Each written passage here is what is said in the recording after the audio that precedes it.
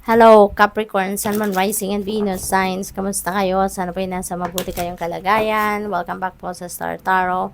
Kung bago kayo rito, welcome din kayo. Thank you for your support. I truly appreciate it. God bless you all.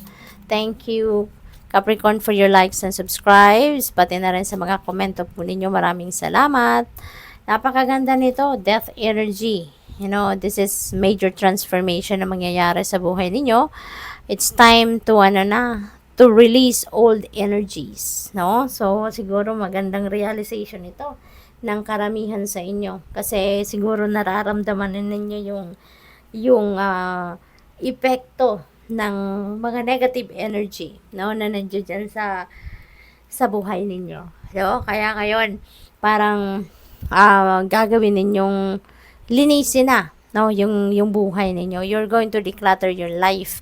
You're going to declutter your energy, your thoughts, your feelings, your emotions. At kung ano yung mga negatibo na, tatanggalin mo na yan. Kung ano yung mga hindi na napapakinabangan, tatanggalin mo na yan. Kung ano man yung mga negatibong mga kaganapan sa buhay ninyo, tatanggalin mo na yan. No? And even mga things, no? Mga bagay-bagay sa buhay ninyo na alam ninyong hindi naman na ninyo magagamit, no, you're going to release that. You're going to let go of that. Mga tao na hindi naman na positive vibe ang hatid sa inyong energy, you know, you are also going to release them, no, out of your life. Kaya maganda to kasi parang mag-overhaul kayo ng buhay ninyo. You are going to welcome positive people, positive experiences, and something new, no? Kumbaga, you're going to start fresh, no, sa buhay ninyo.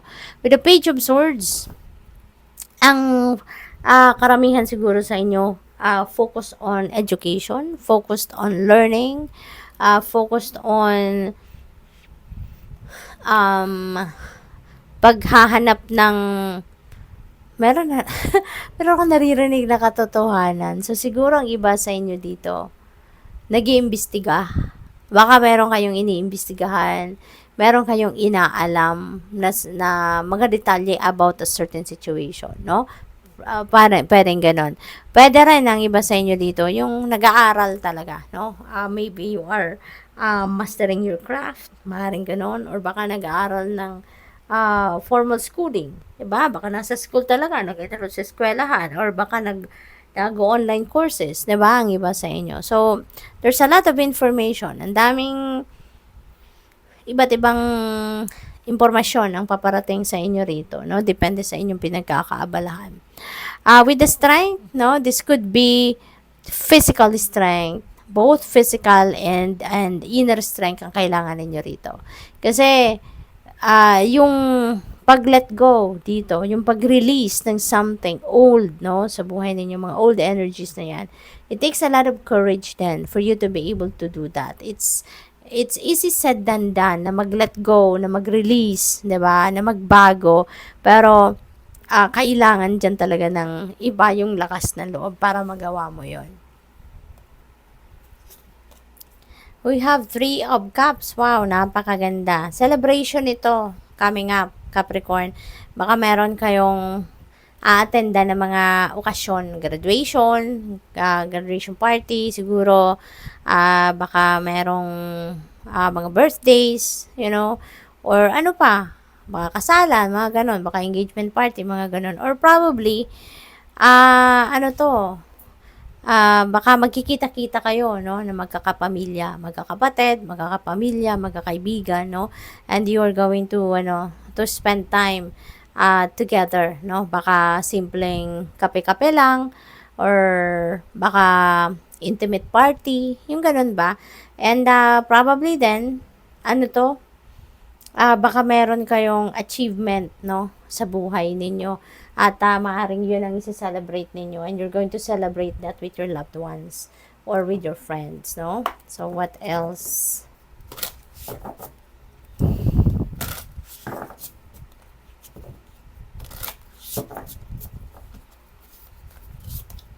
We have power. Napakaganda nito, Capricorn. You're going to reclaim your power. Siguro, lagi kayong sumusunod lang sa kung kanino man. Maybe you are just yung nagbabaw ka lang sa kanila, no? Lagi ka lang nag-yes, yung ganon. Pero ngayon, maybe you're going to realize na it's about time na to reclaim your personal power. It's about time na bawiin nyo na yung freedom ninyo, no? At magdesisyon kayo para sa sarili nyo na sa ngayon, no? We have flow, and so this is also an invitation para sa'yo, Capricorn, to just go with the flow with life. Baka ang iba sa inyo merong pagkukontra na ginagawa, no, sa kung ano man ang mga nangyayari, or pwedeng pinagpipilitan, no, ng iba siguro sa inyo kung ano yung outcome na gusto ninyo, baka yun ang ini-insist ninyo. Kaya there is an invitation for you to just go with the flow with life. Kasi mas maganda ang sitwasyon kapag nagsusurrender tayo sa Panginoon. No, kapag hinahayaan lang natin yung destiny ang mag-unfold, no, by itself. Mas maganda yung sitwasyon. Wala tayong stress, 'di ba? Hindi tayo namumroblema, hindi yung bang may ginagawa tayo pero naghihintay tayo ng kung ano ang desisyon ng Panginoon, yung ganon, no? Hindi yung ini-stress natin ng sarili natin sa pagpipilit, no, ng kung ano mga gusto natin. What else? We have joy. Yan. Kapag mag-surrender kayo sa Panginoon, mag-surrender sa natural ebb and flow of life, you will be feeling joyful. Kasi stress-free na. Diba? Kapag inaalay natin ang lahat-lahat sa buhay natin sa Panginoon, mas masaya ang buhay. Mas masaya ang flow ng buhay. Wala tayong kinakatakutan, hindi tayo natatakot, hindi tayo nag-worry, hindi tayo nai-stress, mas relax tayo, mas marami tayo nagagawa, mas nagiging efficient tayo, joyful tayo, at saka mas mabilis natin na nakakamit yung success, hindi ba? So, mapapansin din ninyo yan, no? Give it a try, na mag-surrender na lang kayo sa universe, sa Panginoon, and you will see the difference, no? We have letting go. Ayan, itong kailangan, i-let go na natin. I-let go nyo na, Capricorn, kung ano man yung mga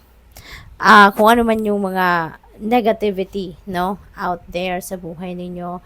Release na anything that doesn't serve your highest good. Release anything that doesn't give you any positive vibe, no. I-let go mo na 'yan. Kasi mas magandang make room kayo para sa mas mabubuting sitwasyon, mas mabubuting tao, 'di ba? Kaya kung ano man yung dito, 'di ba? May letting go, transformation, rebirth, i-release na natin 'yon. Anything that doesn't serve your best interest, no, let it go so that you can make room for newness. You can make room for positive people, positive experiences, positive situations, okay? What else? We have, be kind to yourself, okay? Maaring ang iba sa inyo dito sobrang stricto sa sarili ninyo, sobrang taas siguro ng bar na sinet ninyo for yourself, no? So ngayon, to the extent na nai-stress na kayo ng bonggang-bongga, 'di ba? Yung pinapahirapan nyo naman ang sarili ninyo. Kaya this is a reminder for you to be kind to yourself, okay? Create your own luck. Kasi kayang-kaya nyo naman gawin yan. Kung hindi kayo siniswerte, 'di ba? Sa ngayon, maaaring sinasabi ninyo na, kailap naman swerte sa akin, 'di ba? Gusto ko ng ganito, gusto ko ng ganon. Then use your talent, skills, and gifts, no, to create your own luck, 'di ba? Kung hindi kayo makahanap ng oportunidad, no, sa outside world niyo, then create your own opportunity for yourself.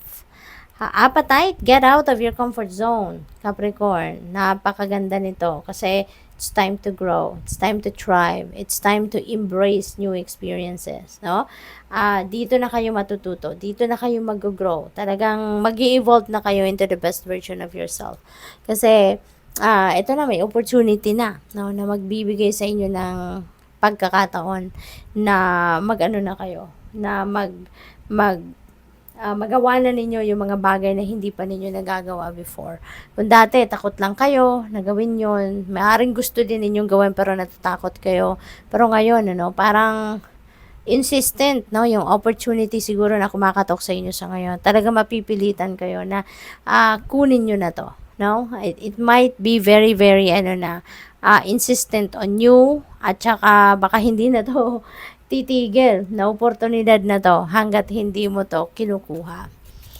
We have Apophyllite, stay positive. Ayan, lagi lang kayong positibo dapat ang iniisip, ang nararamdaman. Kasi law of attraction, 'di ba? Like attracts like. Kung gusto ninyong positibo at magandang mangyari sa buhay ninyo, dapat positibo at maganda lang din ang ipo-project ninyong energy. 'Di ba? Para 'yun ang mahatak ninyo.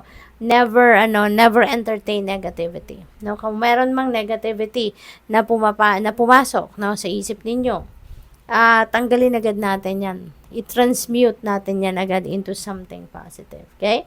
Good luck sa iyo. Thank you for watching. Love and light. Namaste.